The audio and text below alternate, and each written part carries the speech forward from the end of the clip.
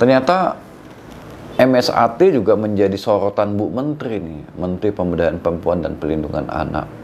Kami membahas tentang kenapa ya MSAT ini belum juga dibawa ke pengadilan.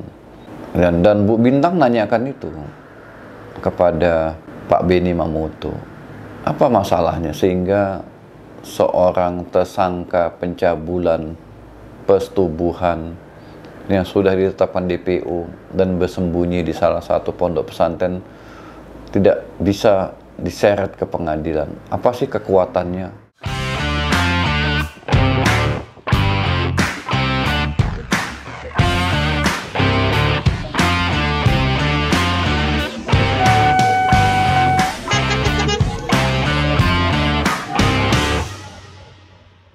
Assalamualaikum warahmatullahi wabarakatuh. Bertemu kembali dengan saya Ahmad Sofyan dalam Law and Justice Channel.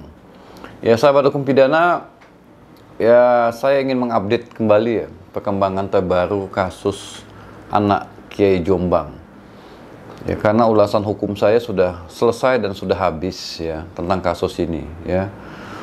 Jadi tidak mungkin lagi ada analisa hukum yang saya paksakan untuk kasus ini. Jadi saya hanya mengupdate bagaimana perkembangan penanganan kasus ini dan saya memang mengikutinya sampai kasus ini tuntas dibawa di pengadilan.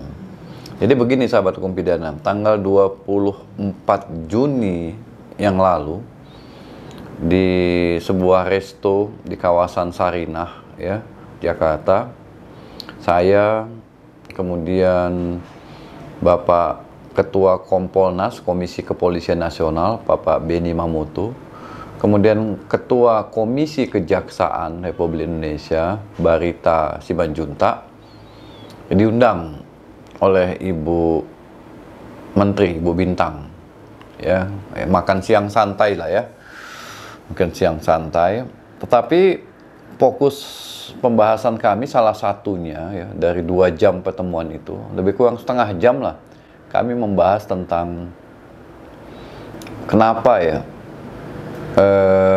MSAT ini belum juga dibawa ke pengadilan ya.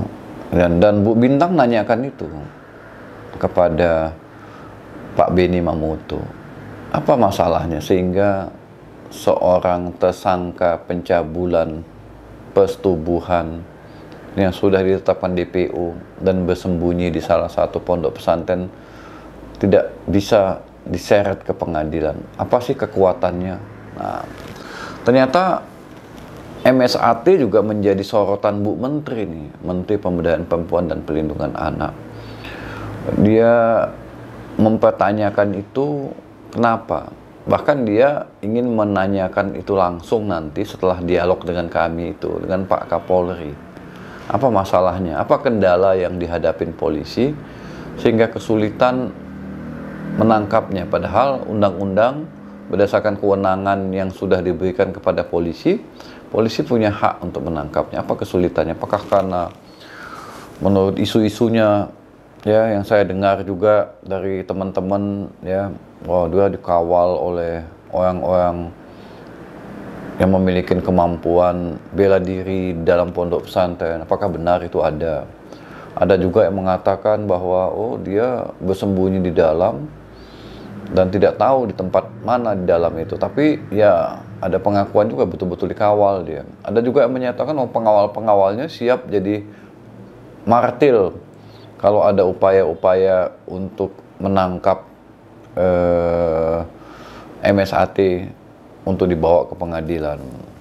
Tapi kan menurut saya, sekuat apapun dia dikawal, sekuat apapun pengawalnya itu mau menjadi martir, tetapi kan kita mempunyai kekuatan ya, kepolisian itu kan kuat ya, dan polisi itu juga punya kecerdasan juga ya dalam menggunakan cara-cara tertentu untuk bisa menangkap seorang yang sudah ditetapkan oleh hukum sebagai tersangka. Pasti dan sudah tahu di mana posisinya kan. Cuma tidak tahu ya, apakah cara-cara yang biasa dilakukan polisi itu dengan kasus ini menjadi tidak berdaya. Nah, itu jadi pembahasan kami di situ ya, pembahasan tentang saya mengingatkan ke Bu Menteri juga ya, bahwa saya khawatir MSAT ini sengaja bersembunyi lama-lama hingga kasus ini daluarsa. Jadi daluarsa penuntutan itu kan untuk kasus ini 12 tahun ya, karena ancaman hukumannya tidak hukuman mati atau seumur hidup, 12 tahun. Jadi mungkin dia akan menggunakan itu sampai 12 tahun, berarti kan nggak sisa beberapa tahun lagi ya, sejak kasus ini yang pertama terungkap ya. Jadi kalau kasus yang pertama terungkap katakanlah 2015, berarti daluarsanya ditambah 12 tahun, 2025 10 tahun, berarti 2027.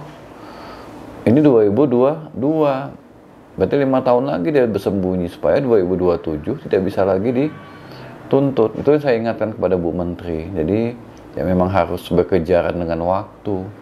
Yang kedua yang saya ingatkan juga, ya takutnya alat-alat buktinya nggak ada lagi nih, saksinya nggak ada lagi lah, saksinya dipengaruhi lah, mengalami tekanan lah.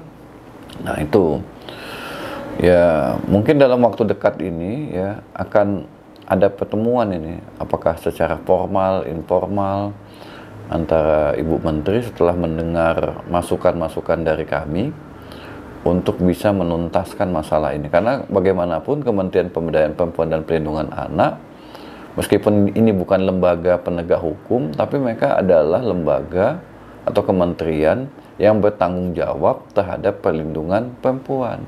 Ini kan ada perempuan yang mengalami korban kekerasan dan ada pelakunya yang belum ditangkap. Nah, itu menjadi kewajiban juga oleh Menteri untuk segera mengentaskan kasus ini sekuat apapun orang itu ya. Nah, masukan dari Komisi Kejaksaan yaitu Pak Barita ya, kalau kasus ini sudah di tangan jaksa, tentu Komisi Kejaksaan akan mengawalnya. Nah, ini kan masalahnya kasusnya belum di tangan jaksa, belum diserahkan dari polisi ke jaksa. Jadi kalau nanti kasus ini sudah diserahkan ke jaksa, maka Komisi Kejaksaan yang dipimpin oleh Bapak Barita Simanjuntak ini akan mengawalnya sehingga betul-betul lah kasus ini diperhatikan dan dakwaan dan tuntutan juga bisa menggunakan ancaman pidana yang maksimal, karena yang bersangkutan telah mempersulit proses peradilan pidana dengan mengangkangin, melawan Kepolisian Republik Indonesia untuk menyerahkan diri, padahal yang bersangkutan nyata-nyata telah ditetapkan sebagai DPO. Sahabat hukum pidana, sebenarnya di tingkat nasional itu secara informal tim kecil itu ada ya yang memantau kasus-kasus kekerasan seksual yang terbentuk juga secara informal, yang terdiri dari Komisi Kepolisian Nasional, Komisi Kejaksaan, dan saya sebagai akademisi yang memahami, yang memberikan analisa dari perspektif hukum pidana tentang kasus-kasus kekerasan seksual. Bersama tentunya dengan Kementerian Pemberdayaan Perempuan dan Perlindungan Anak, khususnya Deputi Perlindungan Perempuan dari Kekerasan. Jadi tim kecil inilah yang memantau, bahkan bukan hanya memantau, melakukan koordinasi secara langsung ke lokasi di mana kasus kekerasan seksual itu terjadi. Misalnya kasusnya Jombang ini ya, saya beserta Kompolnas, Komisi Kejaksaan, Kementerian Pemberdayaan Perempuan dan Perlindungan Anak itu pernah bertemu dengan Kapolda Jawa Timur dan Kepala Kejaksaan Tinggi di Jawa Timur, bertemu langsung, memantau kasus ini dan berdialog dengan mereka apa masalahnya sehingga kasus ini tidak juga tuntas. Dan terakhir kami turun itu waktu bertemu dengan Kepala Kejaksaan Tinggi ketika kasus ini belum P21 juga. 4 hari setelah kami bertemu dengan Kepala Kejaksaan Tinggi Jawa Timur di Surabaya, akhirnya kasus ini P21. Ini menunjukkan bahwa kerja-kerja tim kecil yang secara informal terbentuk ini efektif juga.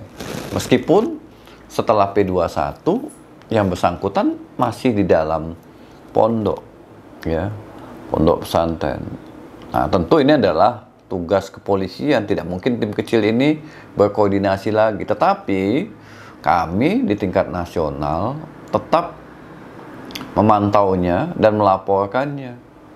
Dan itu tadi janji Ibu Menteri akan bertemu langsung dengan Pak Kapolri. Dalam dialog yang tanggal 24 Juni itu, Kompolnas juga menyatakan demikian, bahwa kami sebagai Komisi Kepolisian Nasional kan mendorong agar kasus ini cepat dituntaskan dan pelaku segera ditangkap dan diserahkan kepada kejaksaan untuk diproses di pengadilan. Jadi Pak Benny Mamoto pun secara diplomatis menyampaikan itu. Dia juga tidak mau kasus ini terlalu lama dan tidak tuntas. Dan beberapa orang dekat MSAT kan sudah ditetapkan sebagai tersangka katanya. Itu juga hasil kerja Kompolnas untuk mendorong kepolisian menetapkan tersangka orang-orang yang masih melindungi MSAT dan terlibat dalam kekerasan seksual terhadap santriwati.